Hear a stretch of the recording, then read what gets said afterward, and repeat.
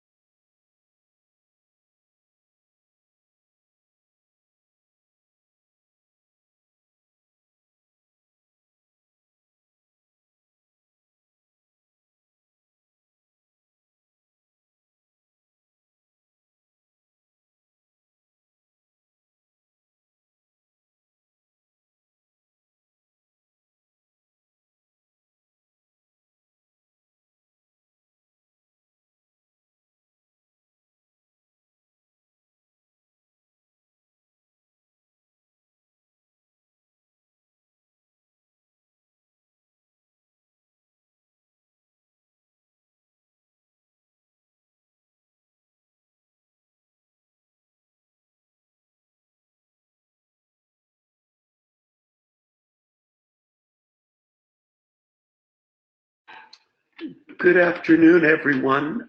Thank you for joining this call. We're going to wait another minute or two to let others join the call. People are joining right now as I speak, so we just want to give them the moment or two they need to get online. So please be patient. We'll be right back.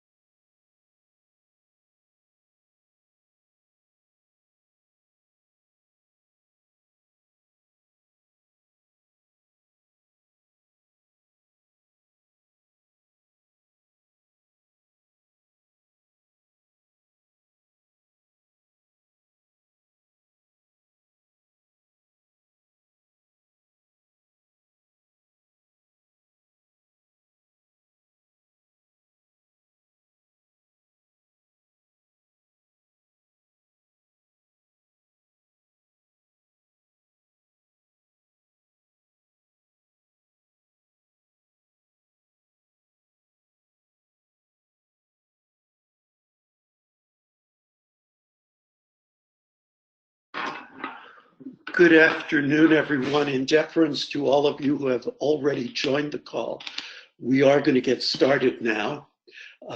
Again, good afternoon, and thank you for joining us for today's NARC Wednesday legislative briefing. As many of you know, this has been part of a series. Today is the last in that series. We will be coming back to you, if not sooner, no later than early November, after the midterm elections, with an overview of what we expect from the new Congress. But until then, this will be probably our last legislative briefing. My name is Neil Bomberg, and I am NARC's Senior Policy Advisor. Today, we're going to speak about what we think will happen in Congress during the month of September and perhaps a bit beyond.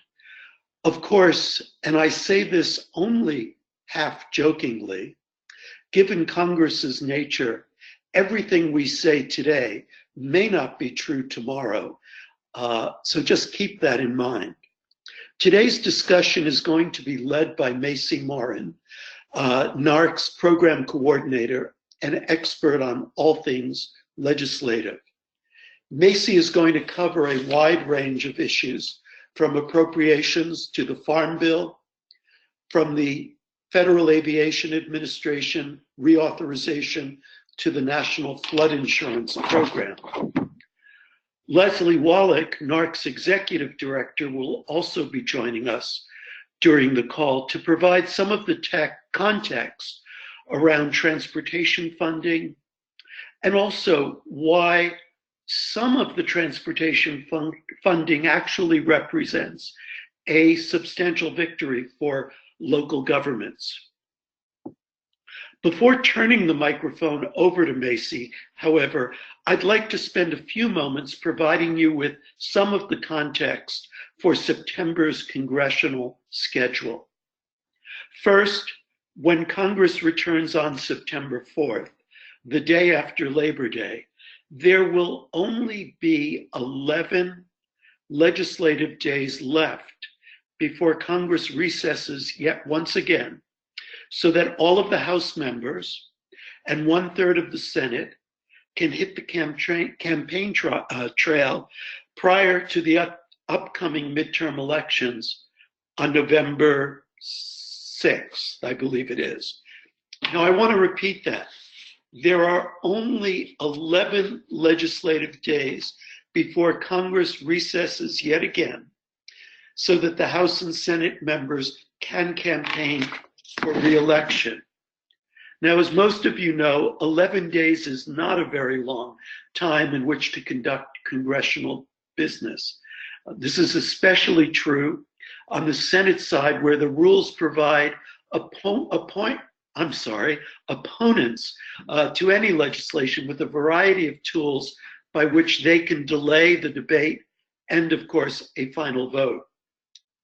This is going to be compounded by the fact that a good portion of the Senate's floor time may be consumed by the nomination of Brett Kavanaugh to the Supreme Court, especially if the majority truly wants to secure his place on the court by the time the court reconvenes on the first Monday in October, which this year happens to be October 1st.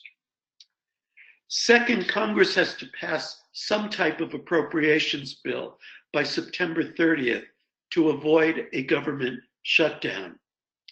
And I think it's important to state that the last thing that the Senate and House leaders on both sides of the aisle want is a government shutdown.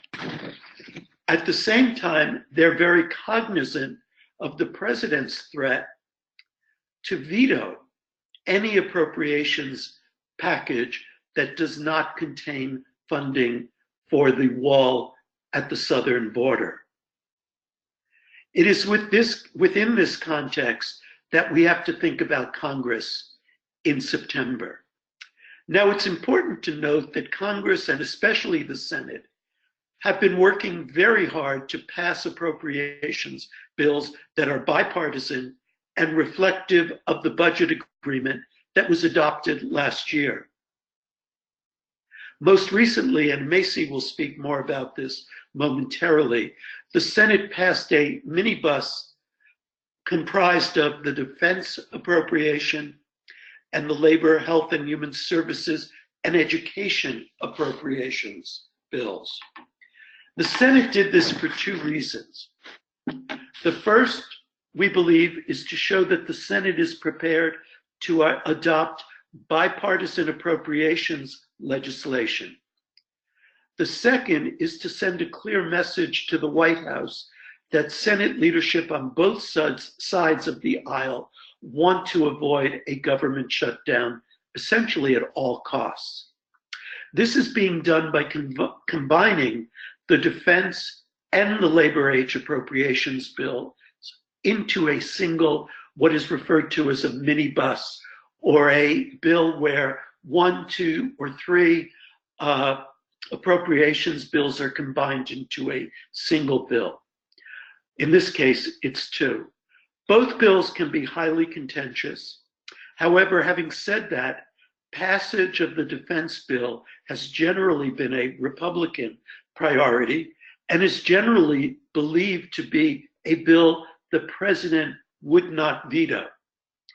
Passage of the Labor H Appropriations Bill is generally a Democratic priority and a bill the president would likely veto without wall funding. But combining the two and not including funding for the wall, the Senate has told the White House how it intends to move forward, and that there are certain underlying agreements in the chamber that Senate leaders will not budge from. Having said all of this, I want to add one thing, that most likely the outcome will be that Congress will pass a continuing resolution, keeping funding at current levels. Our guess is through mid-December. That would give Congress enough time to return to Washington after the midterm elections and pass some number of separate minibus appropriations bills or an omnibus appropriations bill before the new Congress convenes in early January. And now let me turn the microphone over to Maci, who will get into some of the specifics of the appropriations and authorizing process for this coming month. Thank you. Maci?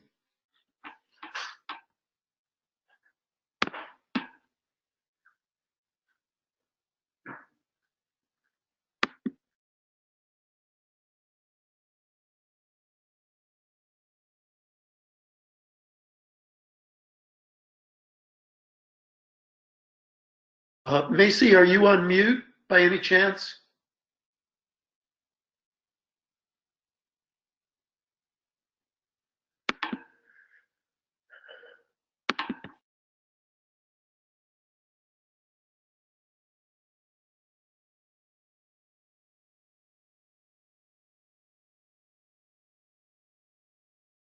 Hi, Neil. Do you hear me now?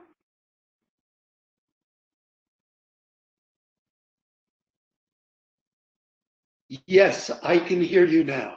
Okay, sorry about that. I don't know what happened, but I appreciate you guys having us and joining us today. As I was saying before, I realized I was muted. Just so you know a little bit more background, there is 12 appropriations bills that the Senate and the House have to cover every single year, and we could spend a whole legislative briefing just on appropriations by itself. So what I'm going to do is just cover a few of the popular ones, labor HHS and transportation and housing, which housing and urban development, which are combined into one called THUD. So with that, let me get back to where I was to begin with. Okay, so we're going to kick off with labor HHS in the House.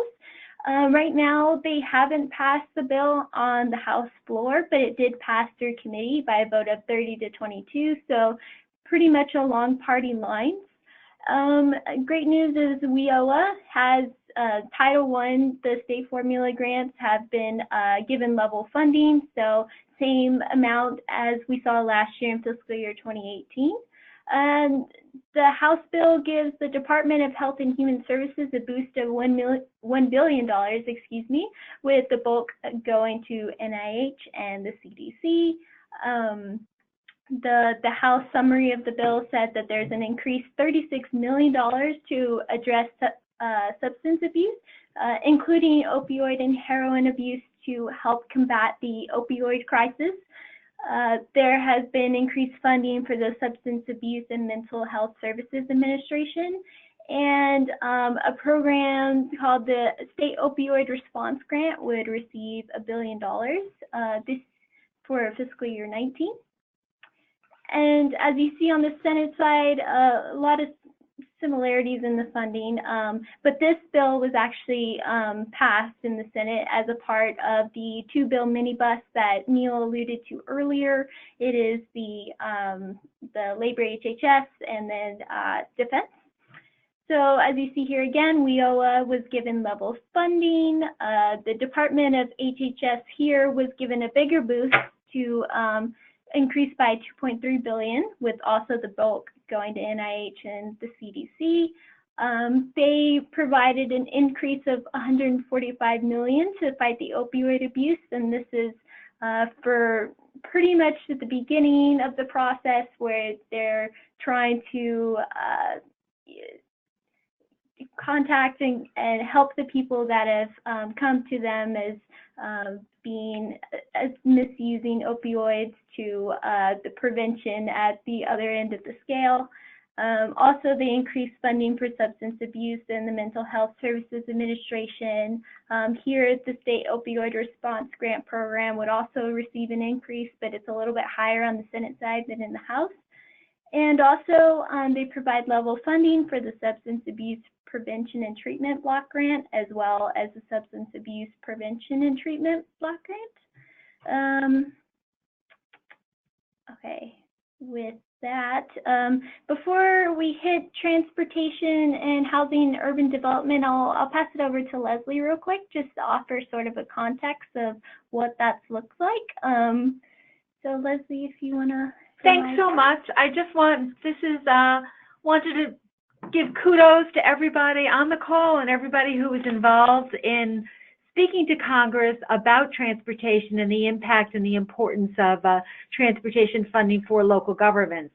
As you may know, the current appropriations bill for FY19 that Maci is going to be speaking about includes a bump for local transportation through the state and local block grant program. But this continues an upward trend since the FAST Act, which increased funding to go to MPOs, and that has continued. In the recent agreement, the budget agreement that the House and Senate agreed on, there was another additional jump in the block grant funding, particularly $10 billion annually provided for infrastructure programs.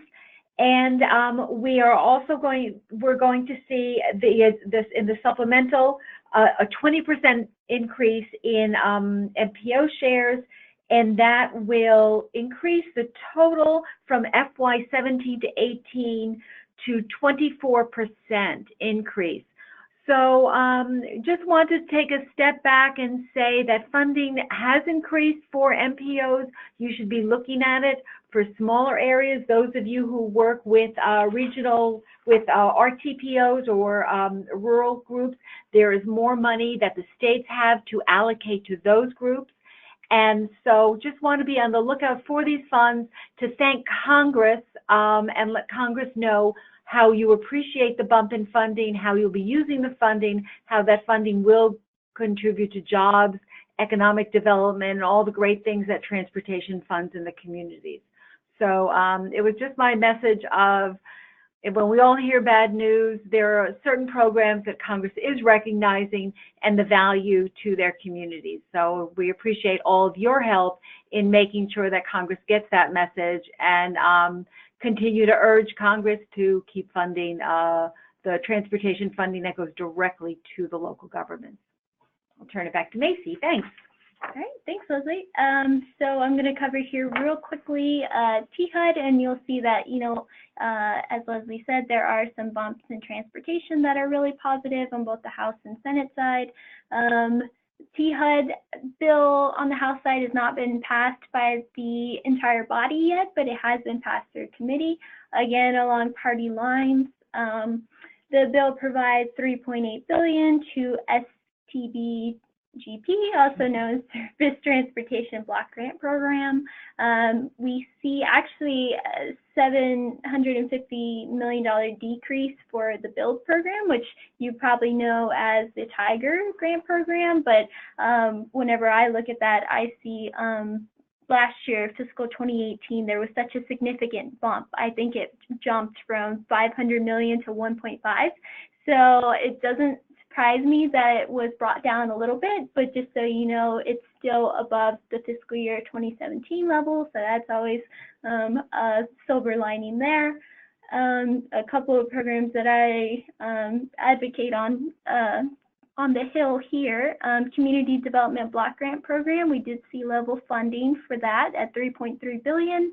And the Home Investment Partnerships Program did lose $162 billion, but sort of like the BUILD program, it was a lot lower in fiscal year 17, and we saw a huge bump in 2018. So although it did drop a little bit for fiscal year 19, it's still at a good level that we could, be okay with. Of course, we'd always want to see an increase, but and finally, the Choice Neighborhoods Initiative receives level funding, just like CDBG.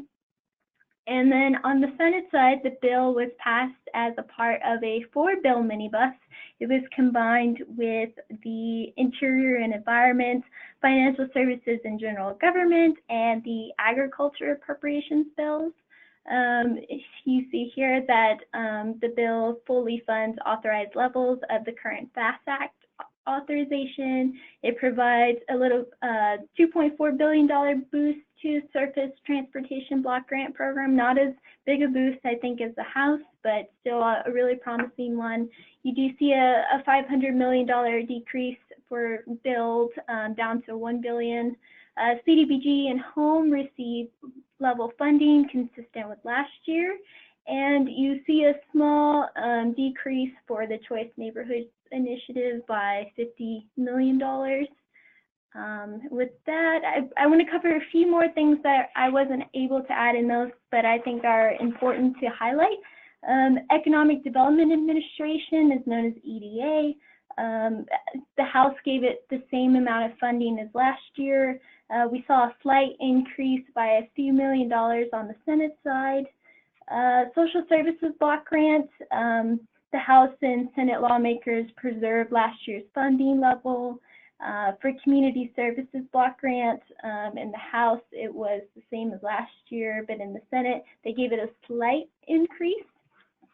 And LIHEAP, the Low Income Home Energy Assistance Program, the House gave it the same funding as last year, and the Senate gave it a little bump, a $50 million bump.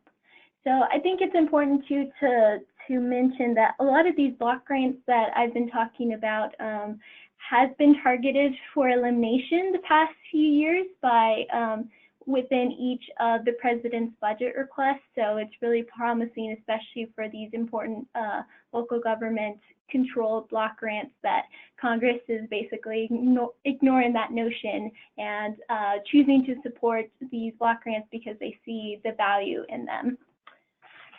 So with that, we're going to jump over to the Federal Aviation Administration reauthorization. I should say that this isn't my area of expertise, and as well as the infrastructure package that I'm going to talk about soon. So I may not be able to help you with any questions, but I will, as I can, and feel free to reach out to Eric, who unfortunately couldn't be here today with us, but he'll be happy to answer any of your questions. So as you see, the overall congressional reauthorization deadline is now set towards September 30th, which seems to be a popular deadline date for Congress. The House has passed their reauthorization bill back in May, and it was done on a largely bipartisan basis with a vote of 393 to 13. This reauthorizes the administration for 5 years. It clarifies rules about meals and rest periods for truckers. One of the amendments would direct motor carriers subject to Department of Transportation's meal and rest regulations to follow these rules before state regulations that they may have. It would expand FEMA's work to prepare communities for disasters. So what that means is that it focuses on provisions meant to improve pre-disaster planning and mitigating disasters when they do happen. It would add resiliency to the allowable uses that the FEMA hazard mitigation funding, and it would also allow grants for infrastructure and economic development to be used for disaster mitigation. And it also expands the list of authorized activities that count as hazard mitigation. Also, it includes an amendment that would impact the board composition of the Metropolitan Council in Minneapolis, St. Paul, Minnesota, and NARC actually wrote a letter in opposition to that with, I believe, AASHTO. So if you would like to see that letter, we'll be happy to pass it along to you. Okay.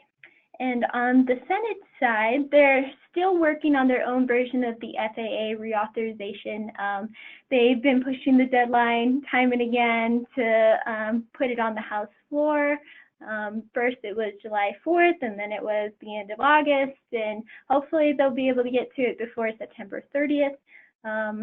Senators John Thune and Bill Nelson have been working through more than 100 amendments on this bill alone to consider, and Republicans and Democrats have both been working on amendments for a manager's package. And the bill does have the potential to add in 3 bills that I know Eric has been looking at. It is a bill to authorize the Transportation Security Administration, another one to authorize the National Transportation Safety Board, and then also the AV START bill that deals with automated vehicles. And this one was interesting because it's been opposed by several Democrats. So the inclusion in the FAA package could be risky. Some smoothing over of this opposition is possible, but it's unclear at this time how unlikely that is. So we'll see what happens with that. We should see, things happen pretty soon once I believe the House comes back from their August recess and things really start to jumpstart. All right, next we're going to cover the status of the federal infrastructure bill. Eric presented this yesterday to our Illinois State Association members. So I think what stuck with in my head was that there's not much going on this. It hasn't moved forward very much, as you'll see pretty soon.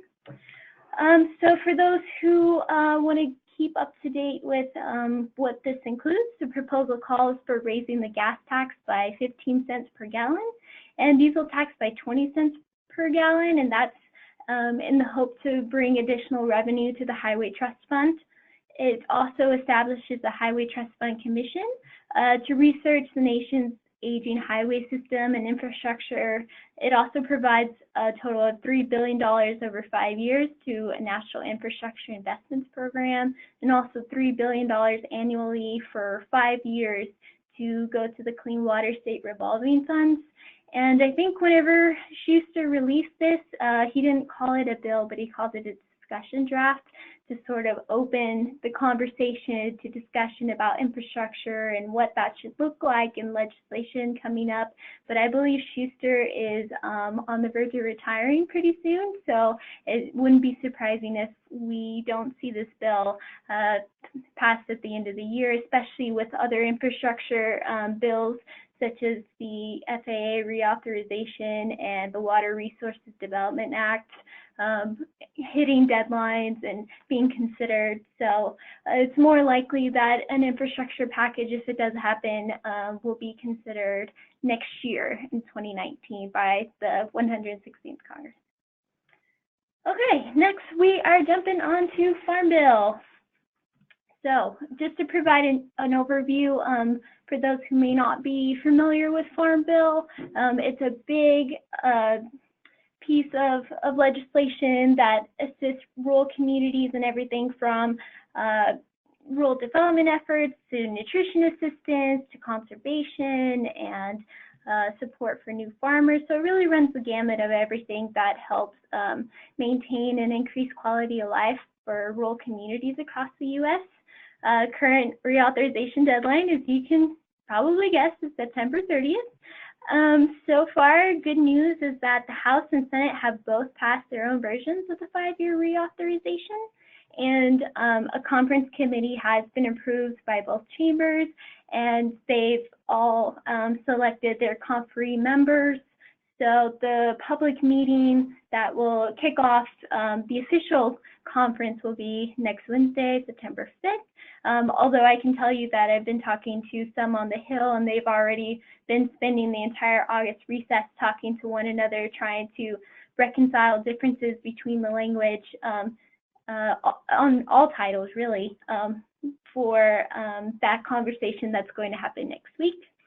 And just because there's so much going on in Congress and so many things that have to do before September 30th, and because they're so drastically different on especially the nutrition title, where the Supplemental Nutrition Assistance Program, or is known as SNAP, is, that's caused problems for the Farm Bill before. I'm thinking that this bill will probably see a short-term reauthorization until at least November or December. But Congress always surprises me, as Neil let off, just because it's one way today doesn't mean it's another way tomorrow. So there's a possibility that it could pass before September 30th, but I am leaning more towards another short-term extension.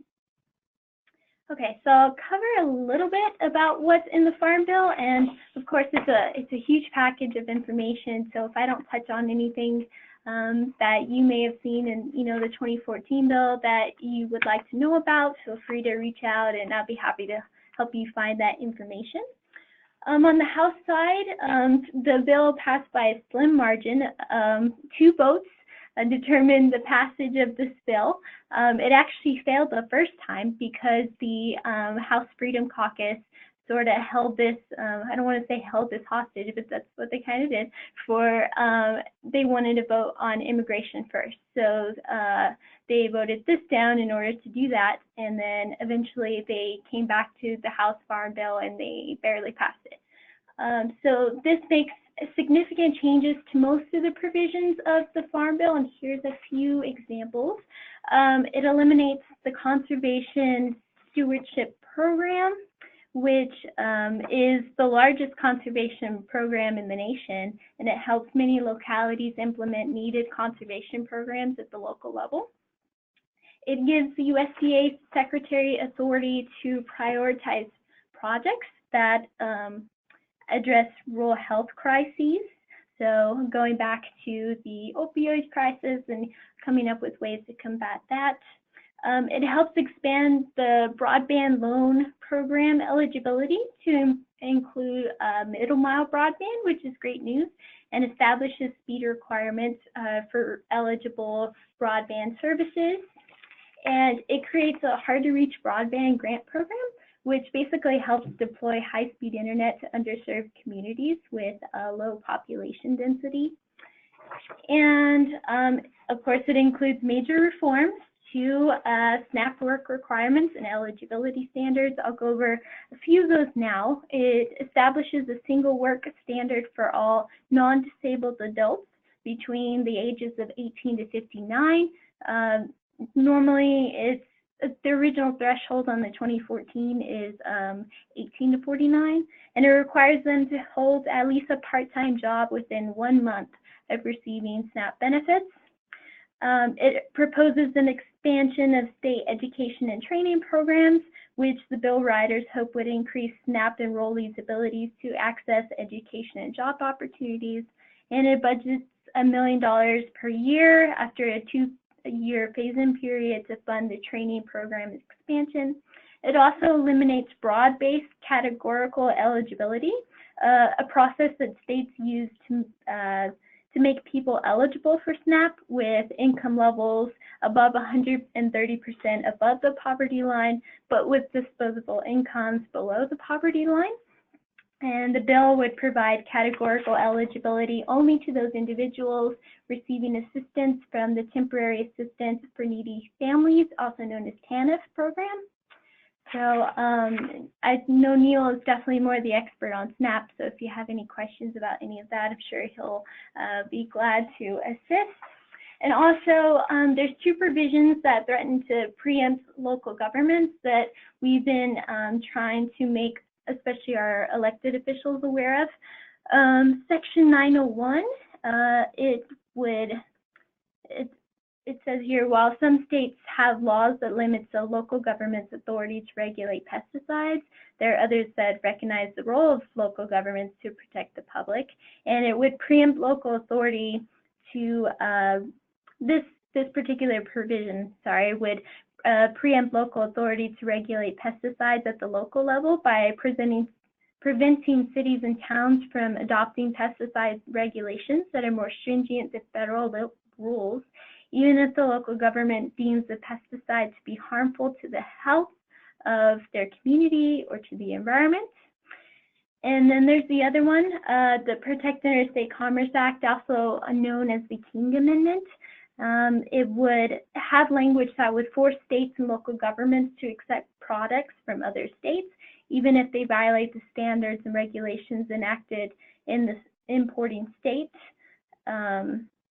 So the good thing about that one is that it's, from what we've heard on the Hills, it's basically dead in the Senate. So I'm not so concerned about that one as we are with Section 9101. It's not in the Senate portion, the Senate's bill, so that's always promising that, you know, the Senate will dig their heels on that, but there's always a chance that it might be included. All right, on the Senate side, you can see it was much more of a bipartisan view, 86-11 in favor. Generally maintains the current structure of the law. It reinstates the USDA Undersecretary, which oversees, I think, a $216 billion portfolio. It helped create a rural health liaison role that helps look at rural health crises, especially the opioid crisis. It will reserve 20% of distance learning and telemedicine funds for applications related to substance abuse and disorder treatment services.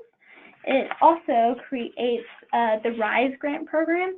RISE stands for Rural Investment Stronger Economy program. It helps localities strengthen the local economy through job accelerator partnerships and with the private sector and institutions of higher education.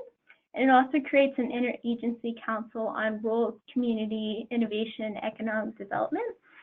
And this would help leverage federal resources aimed at rural communities. And it pretty much protects and follows with the current SNAP benefit levels and eligibility. It does sort of take language to help promote, what's the word I'm looking for, jobs for those who are in the SNAP program, kind of like the House, but in a different way. They don't use the same language, but there's still that focus on making sure that those are in SNAP get back to that use the SNAP program are able to have the skills and training necessary to get themselves back off their feet.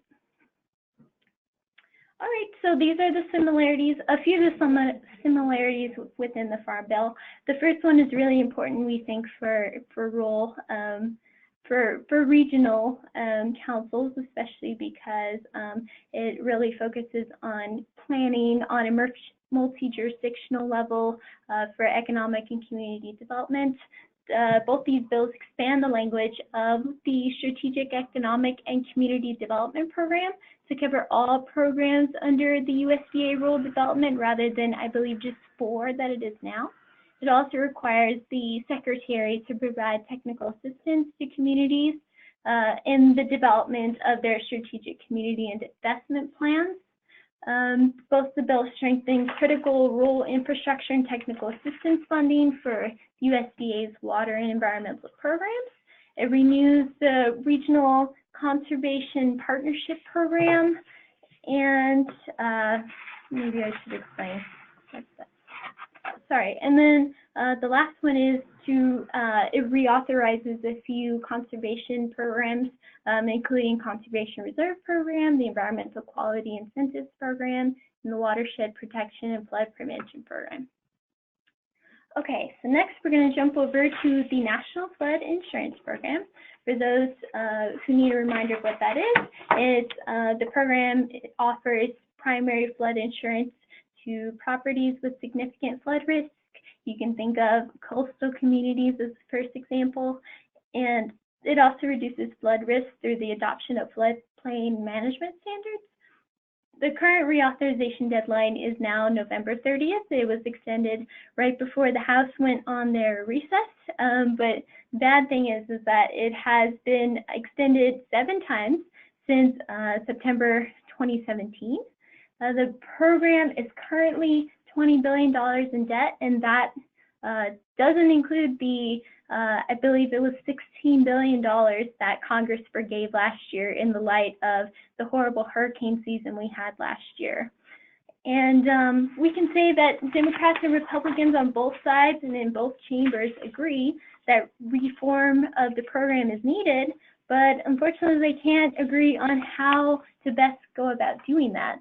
Some of the things that they cannot find consensus on, including how much of a private market to create, the strong resistance from coastal areas to the idea of large increases for homeowners and flood insurance premiums to pay for the program, and because, you know, how to setting the higher premiums, especially in the coastal areas, a lot of residents cannot support. There was an interesting thing that John Kennedy said from Louisiana. He said, people have been living near the water since Moby Dick was a minnow, but few of them are living in luxury beach homes.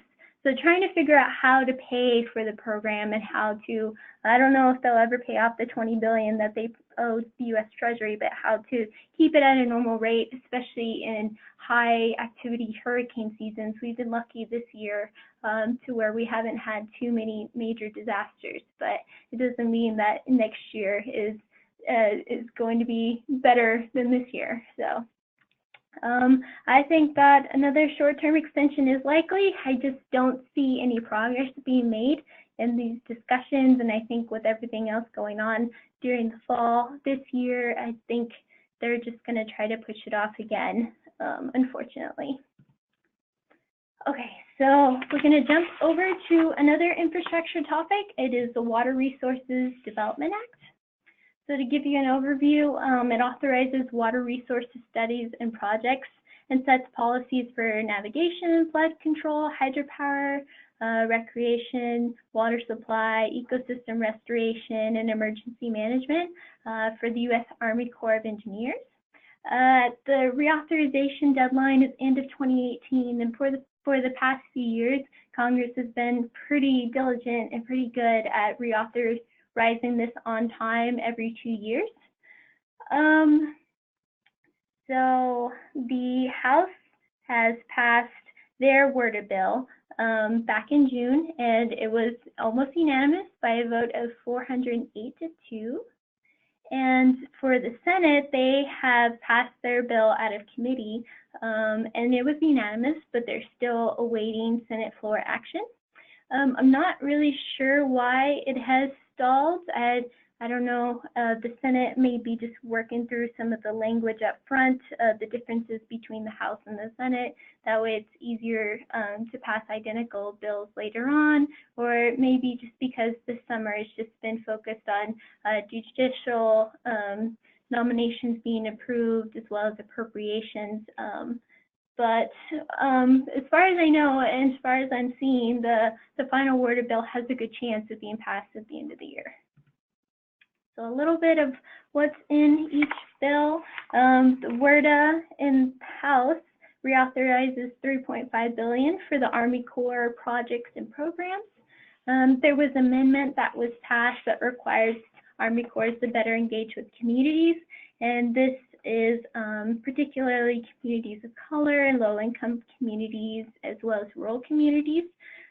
There have been several amendments added related to disaster mitigation in the places that I was talking about earlier that was hit really hard by the hurricane season, especially Puerto Rico, Texas, and Florida. Basically, most of those were about considering urgently and favorably projects and proposals pending with the Army Corps of Engineers for flood control, damage repair, and beach erosion in these areas. Also, they want to ensure by language that full revenues are going to the Harbor Maintenance Trust Fund and are used for port and harbor projects as opposed to anything else that may not fit in that category. And it also directs the National Academy of Sciences to study potential impacts of moving the Army Corps' Civil Works Division from Department of Defense, where it is now. It seems like this is something that has been on the president's mind, because I believe that he did include that in his reorganization proposal back at the end of June as well. Okay, Senate side also reauthorizes new Army Corps projects and studies. It does reauthorize language for the Water Infrastructure Finance and Innovation Act, known as WIFIA, and state revolving funds, which are great sources of funding for local, state and local governments to finance water and sewer projects. It also includes language on an integrated planning framework for local governments to meet Clean Water Act requirements. And this framework is meant to provide flexibility for local governments to stagger and sequence wastewater and sewer upgrades in a way that they can afford, but also gets them into compliance with the CWA as quickly as possible. It also provides workforce training and development in the water sector to grow this sector of jobs and to provide more opportunities in this arena. And it also strengthens the intergovernmental collaboration between the Army Corps and their state and local government partners, such as organizations like ours and National League of Cities and National Association of Counties, but also to you directly, to you on your cities and counties. So I'm just going to touch on this very quickly, and this is, I believe, our last topic. So the Brownfield Redevelopment Tax Incentive reauthorization of 2018 was introduced right around Easter by Representative Elizabeth Esty, who many of you may remember from our February conference. She spoke for a very short time. This is a great tax deduction that allows the expensing of cleanup costs for brownfields in the year incurred. This was a tax deduction that originally expired back in 2011, so it's something that I feel like especially brownfields advocates like SD have been trying to work on for a while, but unfortunately it has stalled and the odds of passage are slim. I think one of the reasons is because SD is not running for re-election next year, and she has really been the champion for brownfields the past few years for us. So it'll be interesting to see what happens to this bill, and I think it's just so low on the priority scale, especially if they haven't done it the last 7 years. There's not a good chance that it'll be brought back again, at least in the near future. All right, well, sorry, I threw a lot of information at you. It was a marathon of information, but glad to answer any questions that may be out there. But of course, as you can see on the screen, Neil and and Eric's emails are there, so feel free to think about it and send us questions later on. As you know, we'll be keeping you up to date on all these things and more in our eRegions newsletters, as well as Transportation Thursdays. And I think we'll also be doing a DC, Washington update at the Executive Directors Conference coming up soon. So with that, do I see any questions? Feel free to raise your hand if you'd like to talk to us directly. I can unmute your microphone, or you can type a question in the right-hand side of your questions box. Neil, is there anything that you would like to say? No, I think you covered it in excellent detail and really provided the listeners with an overview of where things are and, in many cases, why they can't move forward at this point in time. Right, yeah. Yeah, so we'll see what happens. I mean, The House and Senate, I think, as Neil said earlier, are going to try and make every effort they can to pass the appropriations on time. And I know the people that I've been talking to on the Farm Bill want to as well, and they've been working really hard over the past few months to try to consolidate the language between the two titles in order to do so. So I think just with the very short time crunch that they're facing, it's hard not to think that a lot of these things are going to be kicked towards the end of the year, especially after elections. Okay, I do see one question here, so I'm gonna pull that up. Says Leslie mentioned we might want to thank our congressional members for their increases to transportation funding. Will you remind us or re-highlight what programs within the T-HUD budget would be increased that we can point to as benefits to us? That's a great question, and thank you for being willing to reach out to them. We appreciate that. They always want to hear from you guys. They don't want to hear from us, to be honest. I'm sure that Eric has done a great job covering this in Transportation Thursdays with all of the increases that we've seen. Feel free to reach out to him as well for a list of things. I know he has a much more comprehensive list of what these bills look like in the transportation area. But I think following up with eRegion's Transportation Thursdays, and I'm sure we'll be covering the amounts that you see in fiscal 19 on a blog pretty soon as we get closer to September 30th. So feel free to reach out to us, especially if there's any particular programs that you'd like to see if they're increased, and highlight those to your federal delegation. Maci, I would just add here that one of the things that Leslie pointed to was the increased funding going to the metropolitan planning organizations. And that really is a critical step, indicating Congress's willingness to think more clearly about the role that locals play in the ultimately in the transportation planning and implementation process. We can get you more specifics on that, and we'll certainly do that in eRegion's next week.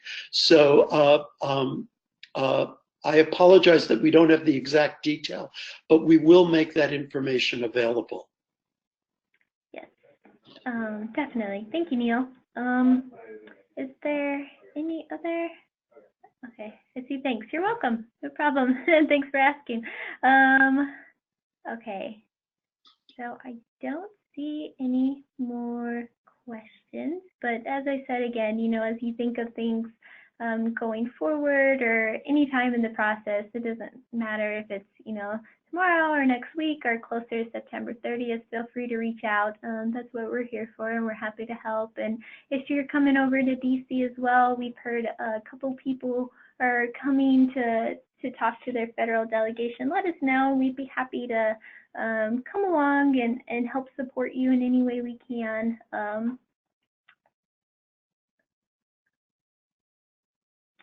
right. Oh, with that and seeing none, is there any last things that you'd like to say, Neil? No, just thank you again for joining the call, and we look forward to speaking to you later this fall, for sure, just after the midterm elections, to take a look at the new Congress and what it may mean beginning January 1st. But in addition, please be assured that should any major legislative issue come up over the next several weeks between now and the midterms, we will definitely host a legislative briefing for you to alert you to what's happening and to provide you with some ideas about how to address the legislative issue, whether it's a favorable one or a negative one, in a very effective way. So we will continue to monitor very closely the legislation. We will, if necessary, hold a briefing. But certainly, as I've said now 3 times, I apologize, we will have a briefing right after the midterm elections. And of course, I would add one thing. We constantly want your input and suggestions. If there are topics that you think would be of interest to you and to other members, please let us know, and we will put together a legislative briefing on that topic. So we don't want this to be driven just by us. More importantly, we'd like it to be driven by you and what would be most beneficial to you. And with that, Maci, I think we can close things out. All right, I think so. Well, thank you everyone for joining us, and thank you for your questions, and feel free to reach out like Neil said at any time. Thanks so much for joining us. We hope you have a great rest of the week and a great Labor Day holiday. Thank you.